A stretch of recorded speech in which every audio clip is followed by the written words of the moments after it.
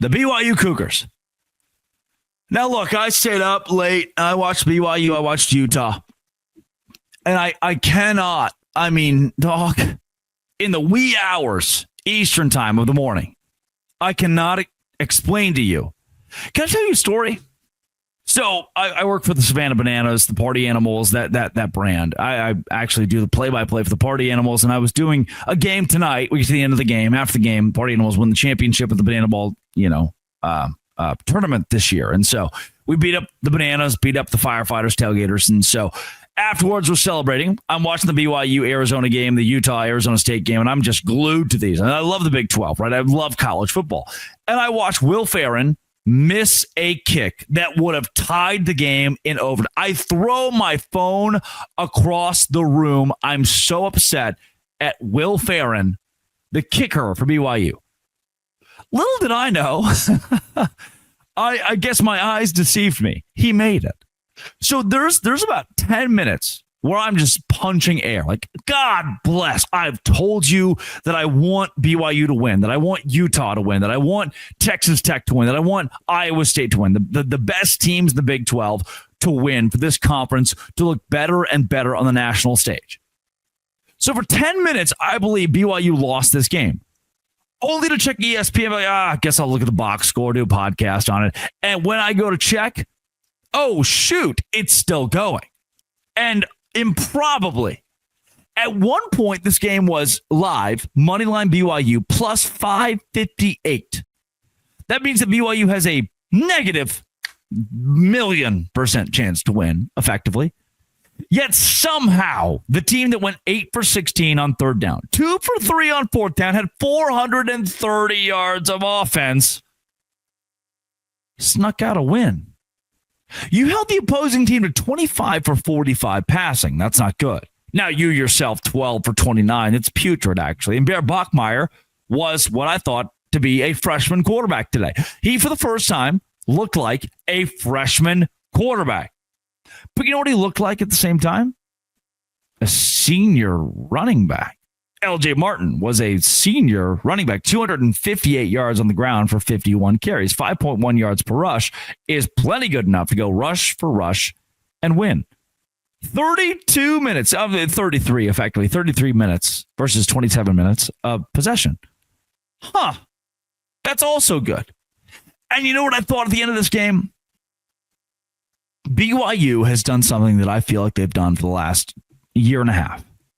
Win a game, whether it's Oklahoma State last season, Utah last season, Arizona this season, Colorado this season, where all of America, all of the Big 12 looks at Kalani Sitake, looks at BYU, looks at Jake Retzlaff last year, looks at Bear Bachmeier this year and says, how in the world did you do that?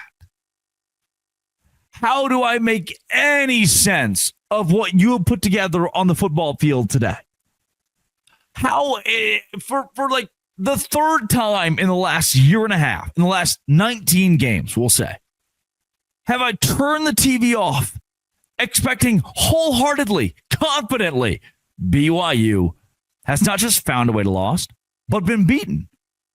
Arizona came back, down 14-0, came back and beat BYU. Arizona came back and didn't just make this like a game. Like Arizona was like, oh, no, we're just going to roll with this. We're up by 10. It's the fourth quarter. We're going to win. And at that point, I thought in my heart of hearts, I just posted a video 3 days ago about how BYU and Utah both need to win. And Utah's blowing out Arizona State. How they both need to win for College Game Day to consider Provo. For BYU and Utah to be a game of the week in the Big 12, to be a game of the week in college football. We need the Cougars to win. And I've decided confidently at this point, as someone who's been up since, 2:30 in the morning now, Eastern time, it's God. It must be God. I believe in the big man upstairs. I think he's there. I don't believe, personally, that if I may, that he is, deciding direct results of college football games. I think he has much better things to do. And I do believe that when we pray to him about college football results, he listens.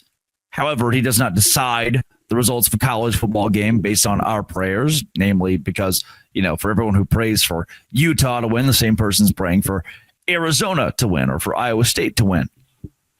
But at some level, I sit back, I look at the box score, the scoring drives for what BYU has done this year and last year, the UCF game, which was not as bad, but also this is like closer than it could be late. And I think, how in the world, from Utah again to Oklahoma State to Colorado, does BYU find a way week in and week out to just win by single digits, one score? And again, I come to you on a non-religious podcast, on a podcast where I'm not, necessarily supposed to speak about Christianity or the Islamic religion or Buddhism or Judaism or the differentiator between the Latter-day Saints and Seventh-day Adventists. I'm not supposed to speak about any of those things. I'm not paid to speak about any. I don't even want to touch it. But then I look at BYU and I say, wow, is God just there? I need someone explain to me how you can turn the ball over multiple times, how you can only have 172 yards passing on 12 for 29 with 200.